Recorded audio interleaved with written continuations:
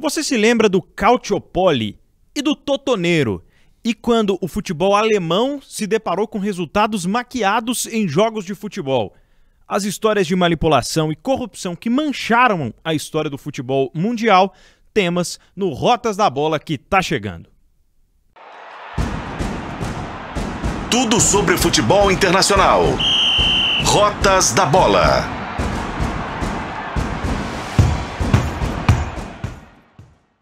Bom dia, boa tarde, boa noite. Está começando Rotas da Bola, o podcast de O Tempo Esportes que fala do futebol internacional. Eu sou o Pedro Abílio, narrador e apresentador aqui do time de O Tempo Esportes. E hoje o nosso tema é esse: escândalos relacionados ao futebol, escândalos que vão de encontro ao nosso contexto atual no futebol brasileiro. Afinal de contas, as investigações da Operação Penalidade Máxima 2 do Ministério Público de Goiás estão apontando o envolvimento de jogadores com aliciadores e apostadores aí em escândalos, em casos de propina, em casos que vão de encontro, né, ao desempenho esportivo até mesmo das equipes que estão se vendo obrigadas a suspenderem contratos, a deixarem os jogadores na geladeira no primeiro momento. Estamos ainda entendendo tudo isso que está rolando, mas não é novidade no futebol mundial, não é, Fred Jota? O editor do Tempo Esportes se lembra de muitos casos de corrupção, de escândalos assim no futebol, Fred? Tudo bom? Tudo bom, Pedro? Pois é, lembro. Infelizmente eu lembro, mancha o esporte que a gente tanto ama, faz com que a gente tenha que ter aquela força para não imaginar que todo momento pode ser ligado a alguma força oculta, que acho que tira muito o brilho das coisas que a gente gosta. Não é o primeiro, espero que, quem dera, seja o último envolvido. A gente vai lembrar aqui de casos graves, com punições gravíssimas, com grandes clubes sendo rebaixados, perdendo títulos. Eu lembro também de uma história muito relacionada ao futebol brasileiro, da máfia da loteria esportiva, quando era um mercado completamente diferente desse que a gente vê hoje. Se hoje é muito comum apostas em um minuto que vai sair o gol, ou a primeira ação de um jogo, ser um escanteio, ser um lateral, isso era, lá atrás era uma coisa inimaginável, era uma coisa muito ligada inclusive ao futebol da Inglaterra, que sempre teve isso de uma maneira bem explícita, bem clara, em cada esquina, com regras, né, que se burlarem a coisa aperta. Mas eu tenho essa lembrança da loteria esportiva, a primeira vez que, pelo menos a minha geração, teve uma noção do que era manipulação de resultados. A loteria esportiva era mais simples, era a vitória de um, vitória do outro, empate, marcava. Uma instituição nacional que começou na década de 70 e uma reportagem da revista Placar trouxe à tona essa manipulação de resultados, e isso manchou a credibilidade da loteria esportiva, nunca mais foi a mesma. Deu ruim para uma turma também, né, Pedro? Na época lá, estou falando de 1982. E com o passar do tempo, aconteceram outros casos que a gente vai lembrar aqui, para quem está nos assistindo, nos ouvindo, que são casos que mancham o esporte. Não dá para falar que é legal. Dá para torcer para punições severas aos envolvidos. E se na época era loteria esportiva, quem que era prejudicado, na verdade, era quem mantinha a loteria esportiva, que era o governo federal. Dessa vez, além dos clubes que são diretamente envolvidos, né, obviamente, tanto a loteria esportiva como agora, as casas de apostas que investem muito no esporte estão sendo vítimas de uma turma que já está começando a pagar aí por essas penas, Pedro. É isso. E a gente vai começar por um ponto que vem do futebol italiano, que é o Calciopoli.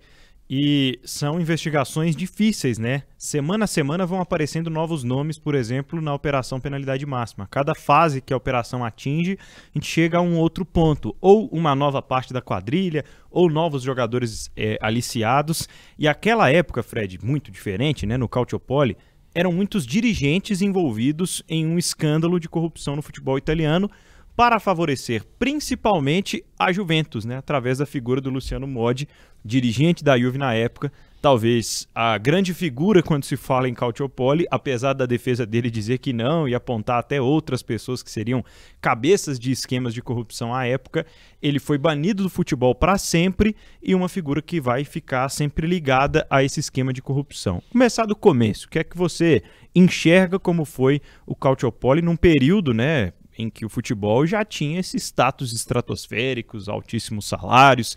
A gente está falando de 2004, 2005, né, Fred? Que causou impacto nos campeonatos terminados em 2005 e 2006. Sim.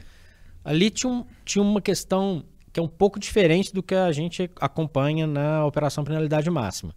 Ali tinha um aliciamento direto da arbitragem para favorecer algumas equipes. Sim. Lembrando que se a Juventus foi a principal vitrine, vamos dizer assim, pelo lado negativo do Calciopoli, teve outros clubes que também se envolveram e foram punidos.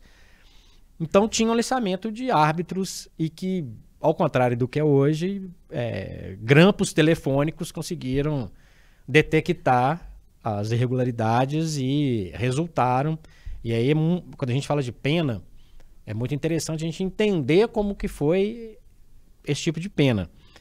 Porque pressão em árbitro, acho que isso tem desde que o árbitro entrou, a figura do árbitro entrou no futebol. Agora, a forma como é pressionado e os caminhos que chegaram a isso que fizeram que o Calciopoli realmente estourasse. Ameaça, compra, manipulação de jogos... muitos dirigentes comunicando internamente dentro da Federação Italiana. No setor, vamos dizer assim, na comissão de arbitragem, para usar um termo brasileiro, da Federação Italiana.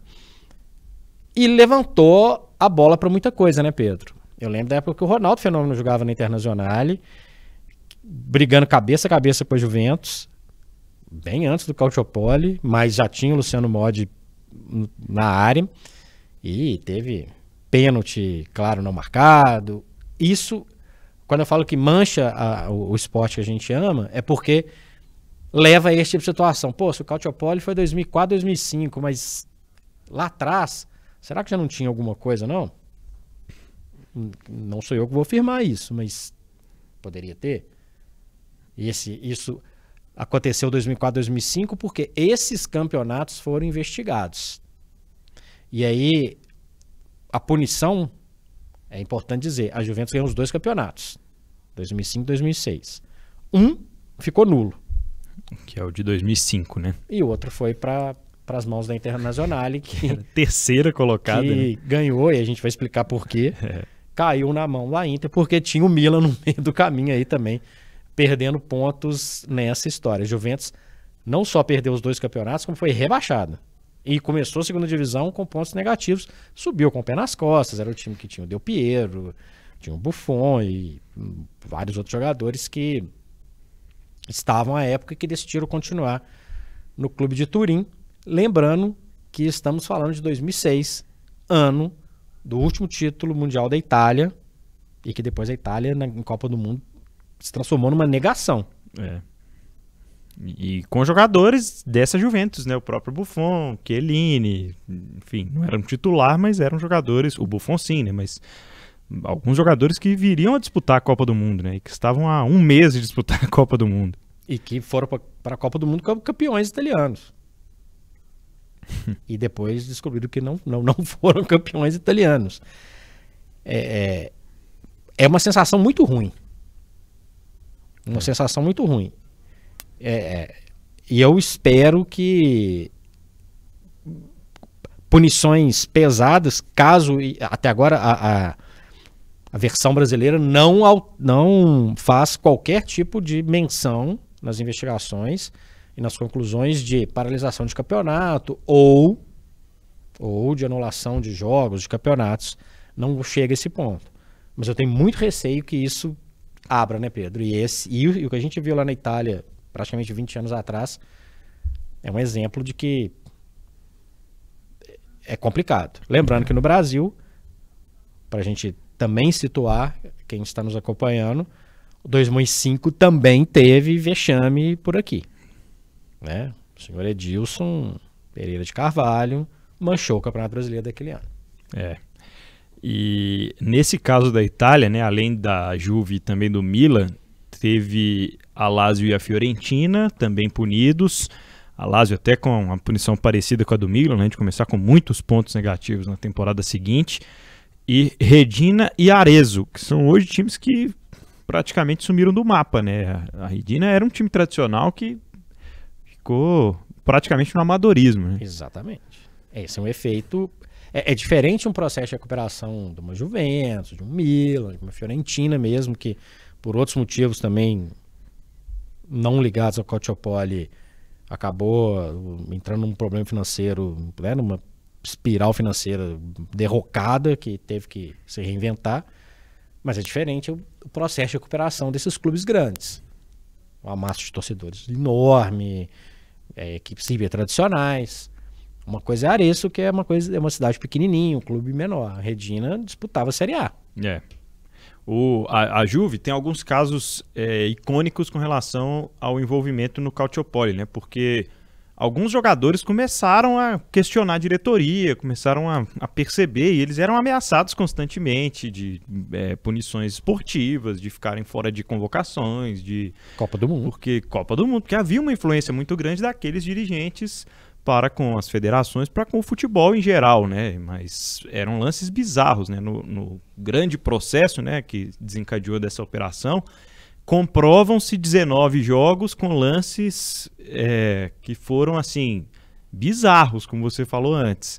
Mas existem muitos outros lances, né, ao longo daqueles campeonatos que favoreceram algumas equipes, como a Juventus. Tem até uma história que eu não sabia, mas vi nas pesquisas dos últimos dias, que o Ibra, então jogador da Juve, depois a Juventus teve jogadores como Buffon, como Trezeguet, que ficaram no time para disputar a Série B, e que se tornaram grandes ídolos. Mas não foi o caso do Ibra. Ele foi negociado logo em seguida para a Inter.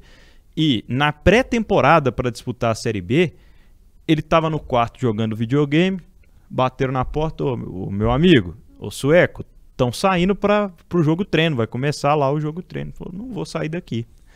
Só saio daqui quando vocês me liberarem para eu negociar com outro time. E ele conta que ele ficou lá jogando videogame, que não quis disputar a Série B com a Juve. E lembrando, completando esse caso, Ben Ibrahimovic, que ele não quer nem saber. Ele considerou que ele ganhou dentro do campo, que ele vai para a Internacional e segue empilhando títulos.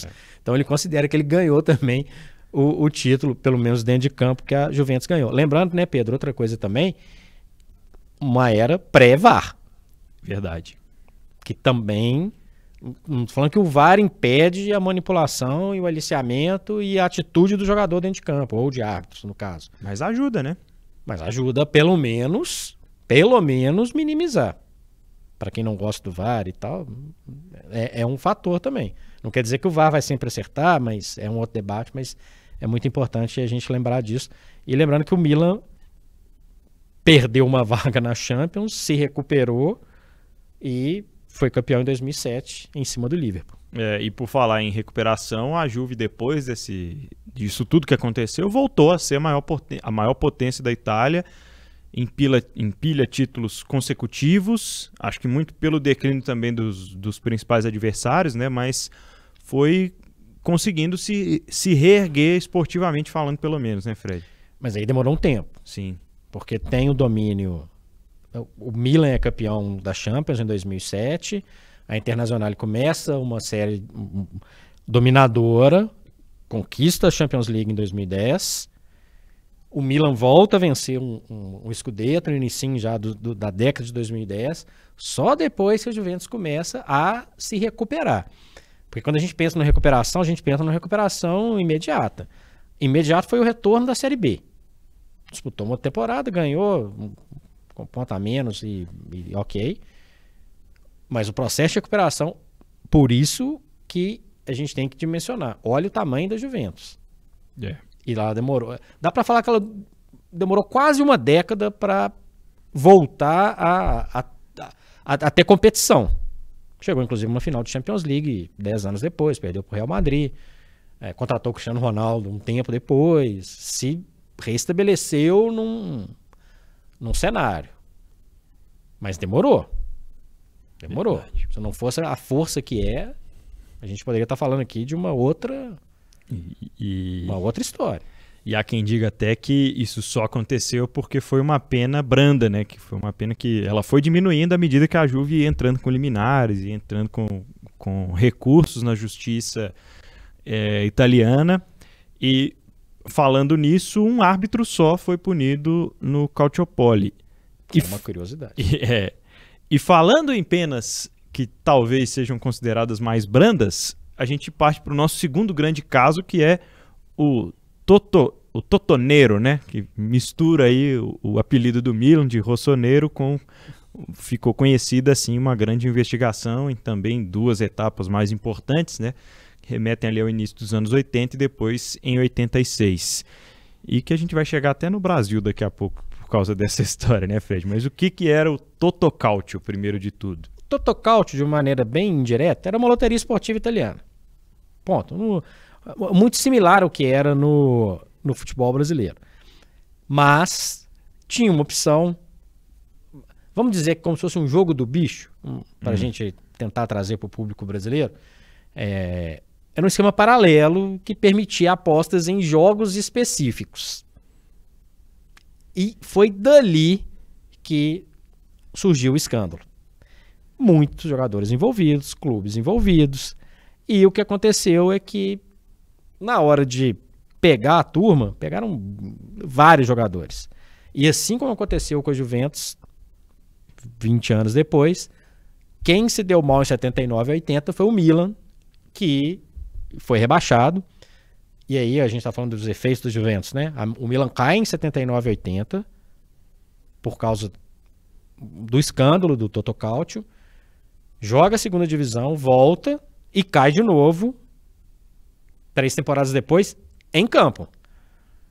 É um gigante. No final da década de 80 já era o Milan do Arrigo Sacchi, com Gullit, Van Basten e tal, mas passou maus bocados, caiu no campo. O Milan não se recuperou em campo. Então o Milan tem 2 quedas aí no pacote. Aliás, para quem gosta da Internazionale, são os 2 grandes rivais, jogaram a segunda divisão por motivos diferentes ou semelhantes no caso dos escândalos, enquanto a Inter dos gigantes italianos é a única que não passeou no segundo escalão. Vários jogadores foram punidos, entre eles Paulo Rossi. Paulo Rossi é de uma memória afetiva para uma geração que ele é o cara mais detestado do planeta. É o grande vilão, né? O grande vilão para os brasileiros, o grande herói para os italianos. O Paulo Rossi era um jogador da confiança do Bearzot, que era o técnico da Itália em 78. Lembrando que o Paulo Rossi jogou pelo Vicenza, ele foi lá que ele se destacou, e ele estava envolvido, assim como praticamente 100% dos envolvidos diz que não estava envolvido, não era com ele não participou de nada, mas o fato é que ele tomou 3 anos de suspensão, o que impediria ele de jogar a Copa do Mundo. Por meio de alguns requerimentos, processos e afins, Paulo Rossi reduz a sua pena, fica liberado para ir para a Espanha e era um jogador de confiança de Enzo Bearzot. Talvez a história fosse diferente se a esfera judicial da Itália tivesse pensado de uma maneira diferente. A gente estaria falando aqui da seleção do Tele Santana campeão do mundo. Mas o fato é que o Paulo Rossi, completamente fora de forma, é uma aposta do Bearzot para jogar a Copa do Mundo, faz uma péssima primeira fase, não faz nenhum gol e vai fazer os seus 3 primeiros gols na Copa exatamente no 5º jogo, que é o jogo contra o Brasil, aqueles 3-2 históricos do Sarriá. Mas o Paulo Rossi é a estrela, por motivos negativos, do Totocalcio, do Totonero. Ele esse respingou no Brasil. O que aconteceu com a seleção da Itália de 2010 até 2022 não respingou no futebol brasileiro. Diretamente, porque a Itália foi muito mal nas Copas. Foi mal em 2010, 2014, 2018, 2022 nem foi. Mas essa 82, dói na alma do brasileiro, porque possivelmente a seleção mais talentosa depois de 70 não levantaria a taça, pararia no Paulo Rossi envolvido no escândalo de manipulação. Que coisa, hein?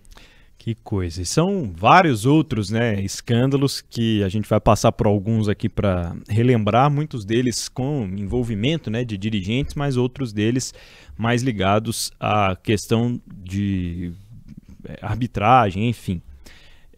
Primeiro caso em relação ao futebol alemão, né, que teve em 2 grandes investigações, se viu envolvido em esquema de resultados manipulados.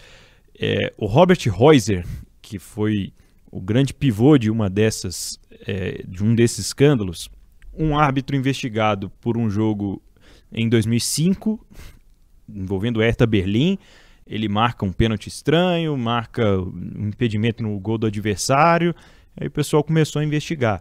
Só que os próprios árbitros foram quem denunciaram, né, o Robert Reuser, e quando as investigações avançaram, foram descobrir que ele estava envolvido com uma máfia croata que manipulava os resultados por causa de apostas esportivas e manipulava alguns árbitros também.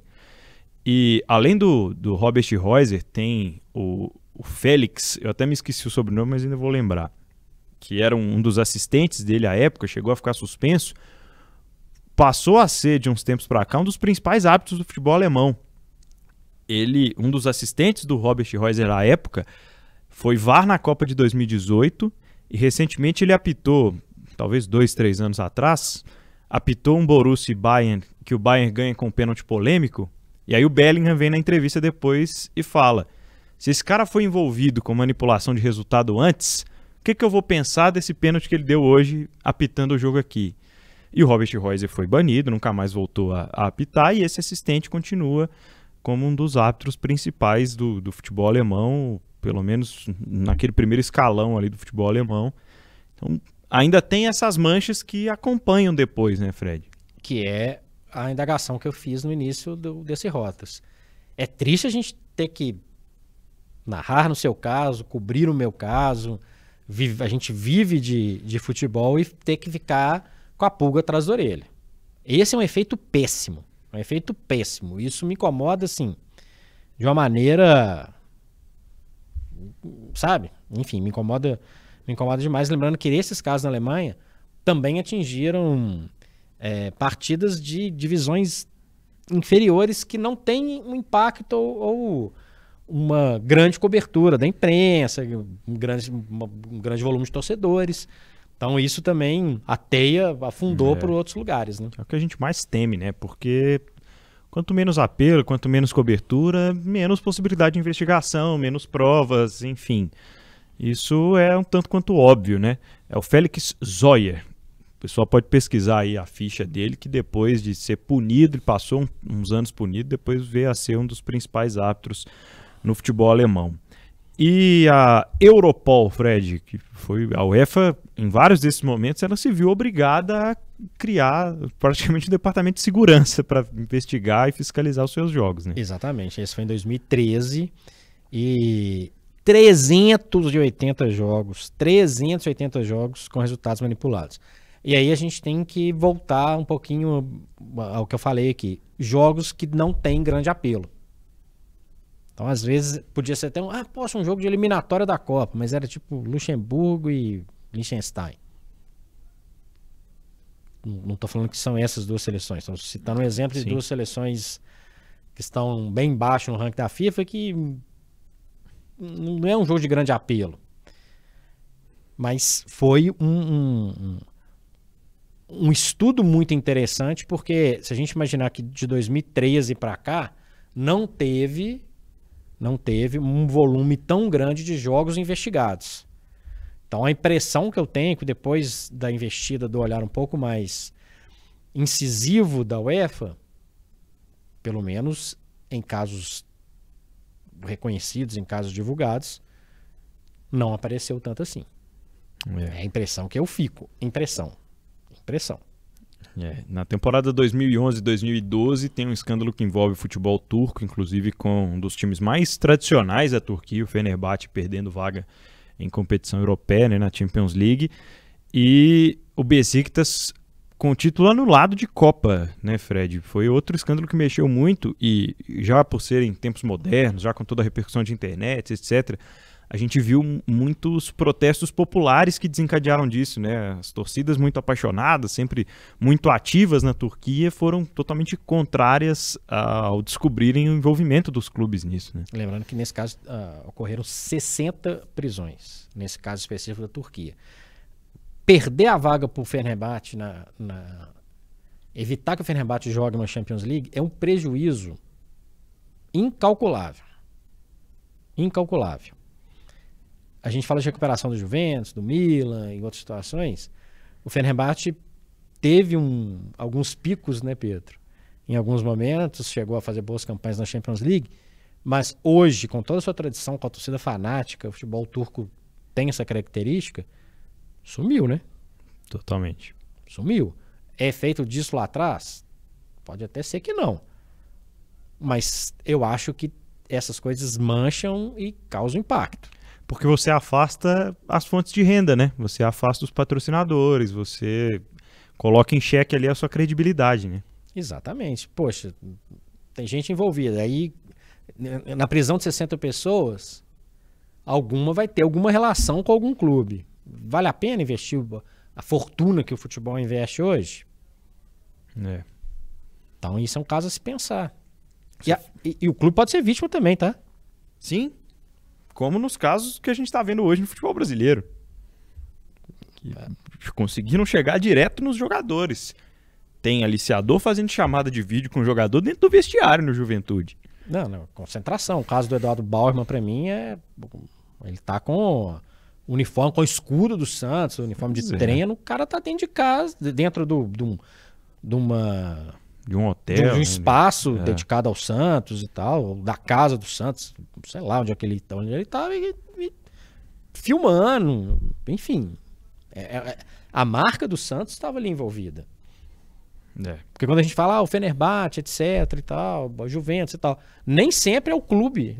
Pode ter um dirigente que está naquele momento no clube, mas os clubes, as instituições, Pedro, são muito maiores do que isso. Mas isso causa efeito. Ô, Fred, a gente falou da Itália, falamos da Turquia, da Alemanha. Como é que a Inglaterra lidou com esses casos? Porque acho que um dos casos recentes mais icônicos é o caso do Trippier, né? Esse é um caso bizarro, né? A gente tá resumindo, né? Porque tem casos que realmente superam. Esse aí diferente dos outros, envolvendo má fé do jogador e de familiares dele, né? Porque a questão é o seguinte... Tem regulamento, por isso que é preciso entender as regulamentações e cada país tem a sua regulamentação específica. O jogador não pode se envolver com uma aposta. Então não dá para o Trippier chegar lá e falar que o Newcastle vai ganhar de 1, de 2, vai acontecer isso. O caso dele, ele apostou na ida dele mesmo para o Atlético de Madrid, o que aconteceu.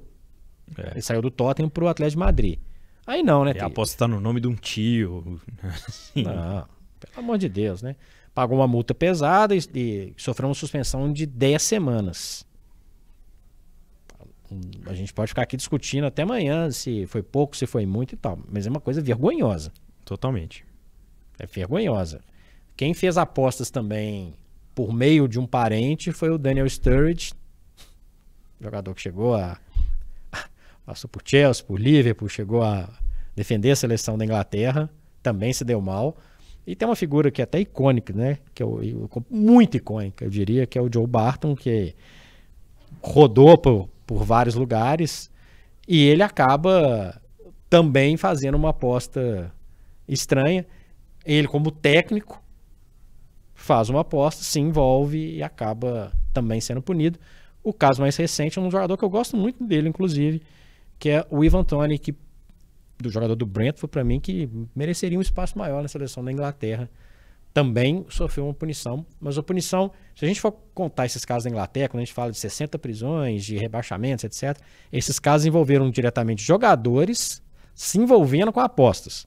Não são casos, para o pessoal entender, do aliciador pedindo o jogador para fazer determinada situação. É o jogador dentro do... Vamos falar dentro do esquema, porque eu posso mudar a palavra, né? Ele dentro de um sistema, do qual ele faz parte, ele se envolver com uma situação. E aqui o nosso último país aqui pra gente fechar esses casos mais icônicos, de maior repercussão internacional, a França, que teve um caso bem peculiar, né? O Olympique de Marseille, em 1992, vivia uma grande fase dentro de campo, né? E naquele fim de temporada 91-92, se via em meio ao calendário cheio que a gente tanto fala hoje, né? Tinha um jogo importante contra o Valenciennes e depois a decisão de Champions League contra o Milan. E aí o dirigente pensou, não tem como eu correr nas duas frentes aqui. Precisava ganhar o campeonato francês, queria ganhar a Champions League, vou pagar o Valenciennes para entregar o jogo, para facilitar. Um dos jogadores, né, alguns jogadores do elenco foram procurados por jogadores do Olympique de Marseille e um deles aceita, outro diz que não, o outro é quem denuncia, mas é também um caso muito icônico que parte, mais uma vez, de má fé de dirigentes e com envolvimento de jogadores do Olympique de Marseille. Lembrando que nesse bolo aí, que também teve prisões, também teve suspensões, está Jorge Burruchaga, campeão do mundo pela Argentina em 1986, jogador que faz o gol do título, passe genial do Maradona, e o Burruchaga está nessa confusão. Até por isso, para quem tem saudade do Mundial, da Copa Intercontinental, do Mundial de Clubes antigo, por que o Milan não foi campeão da Champions e jogou contra o São Paulo, campeão da Libertadores? Era para ser São Paulo e Olympique de Marseille em 93, e o Olympique de Marseille foi rebaixado na França. Ele não perdeu o título de campeão, mas ele não poderia se apresentar como campeão da Champions League. Foi o vice-campeão, o Milan, que foi representar na disputa contra o São Paulo, que terminou com aquele gol do Milan, etc. O Olympique, a gente pode afirmar praticamente que nunca se recuperou. É verdade, isso que eu ia falar. Nunca conseguiu ser o mesmo, né? Nunca conseguiu ser o mesmo. Tem uma torcida apaixonada em Marseille, o estádio Velódromo, que é um marco. Ainda tem uma rivalidade pesada com alguns clubes, mas nesse meio tempo o Bordeaux foi campeão, o Lyon empilhou uma sequência de títulos, o Paris Saint-Germain subverteu um pouco a lógica, mas o Olympique de Marseille faz figuração em competições europeias, completamente figuração, e não estou falando só de Champions League, e em casa, na França, virou um candidato a fazer alguma coisa, mas perdeu muita força, Pedro. É isso. E apesar de todas essas situações, a gente torce para que as federações consigam cada vez mais contornar e controlar, né? O desempenho esportivo seja o definitivo, e é por isso que o futebol diverte tanta gente. E tem gente se divertindo horrores, né? Dando palpites em futebol. É uma coisa cada vez mais comum entre as pessoas. Por isso a gente sempre dá por aqui a dica da KTO.com, né? Você que acompanha futebol e é bom de palpite, tem que conhecer a KTO.com, que é o melhor e mais seguro site para você apostar e se divertir. Com várias competições, a Copa do Brasil, o Brasileirão, Libertadores, a Champions League e outras modalidades, além do futebol também, viu, Fred? Pois é, lembrando que na KTO, 2-0 é goleada, viu, Pedro? Se seu time, ou o time que você apostou, abrir 2-0, a KTO paga na hora, com ganho antecipado. Então faça lá seu cadastro em KTO.com e utilizando o cupom O Tempo você tem 20% de bônus no seu primeiro depósito. Deixa o seu palpite, brinca lá na KTO.com, onde a diversão acontece. Seguinte, pessoal, pra gente fechar aqui então esse episódio do Rotas da Bola. Fred, eu acho sinceramente que assim, eu tô vendo algumas pessoas até defendendo banimento de jogadores envolvidos. Assim como outros casos de crimes que acontecem e envolvem atletas do futebol que têm altos salários, que têm exposição midiática o tempo inteiro. Isso é uma condição da profissão deles. Mas há uma necessidade tremenda de existir uma punição rígida com esses jogadores. Talvez eu não sei se eu acho que não sou a favor do banimento, mas que esses jogadores passem por um período sem atuar, que esses jogadores certamente precisam ser um exemplo para os outros jogadores que estão chegando agora. Porque aqui no futebol brasileiro a gente está falando de um universo de atletas de futebol profissional que estão na elite recebendo um salário que mais de 90% dos atletas em geral não recebem. Esses caras, eles chegaram num lugar em que a maioria dos profissionais de futebol hoje gostariam. Muitos deles até com outras profissões sustentam o futebol, mas precisam ter uma renda extra porque não conseguem sobreviver só do futebol em níveis inferiores. E aí eu tô falando até de divisões nacionais como a Série C e a Série D. Quiçá a Série B em algum momento para alguns jogadores, dependendo da condição de cada clube. Então é muito importante que a gente consiga tirar isso do universo do futebol brasileiro, como estão tentando fazer, como esses casos aqui ensinaram também para o futebol europeu, Fred. Pois é, a gente falou aqui de alguns casos que, pelo menos até o momento, ainda bem não tiveram repeteco, né? E nós falamos aqui de punições pesadas. Clubes perdendo títulos, clubes sendo rebaixados. Que não é o caso daqui nesse momento, né? Não é. A gente está falando de jogadores que saíram por um tempo do foco. No caso do Paulo Rossi, por exemplo, foi isso. Então, é a hora da punição severa. É a hora da punição severa. Severa. E mais severa ainda para quem se envolve com quem está aliciando, quem está motivando essa situação. São quadrilhas, né? O crime organizado. Então isso é importantíssimo que tenha uma punição exemplar. Tem uma punição muito exemplar. Muito exemplar. E os jogadores, eles precisam de também sofrer uma punição e que isso seja exemplo. E que essa teia não desembarace tanto, porque a gente falou tanto aqui, né, do esporte que a gente ama, do tanto que mexe com a gente. Não dá pra gente aceitar que isso se espalhe, né, que seja uma epidemia danosa pro esporte, Pedro. Que fique esse recado e essa reflexão pra gente que tanto vive, né, o futebol, como você citou mais cedo. O podcast Rotas da Bola está disponível no seu agregador de podcast preferido, está também no youtube.com/otempo com imagens e, claro, né, com os nossos destaques lá em otempo.com.br e com alguns trechos agora também no O Tempo Esportes, que é o programa da FM O Tempo 91.7, de 5 da tarde às 7 da noite, de segunda a sexta, que também está lá no YouTube. Vira e mexe, a gente vai aparecer com alguns trechos também, trazendo as discussões aqui do Rotas da Bola para o pessoal da FM O Tempo. Um abraço, até a próxima, Fred. Até, Pedro. Valeu, pessoal.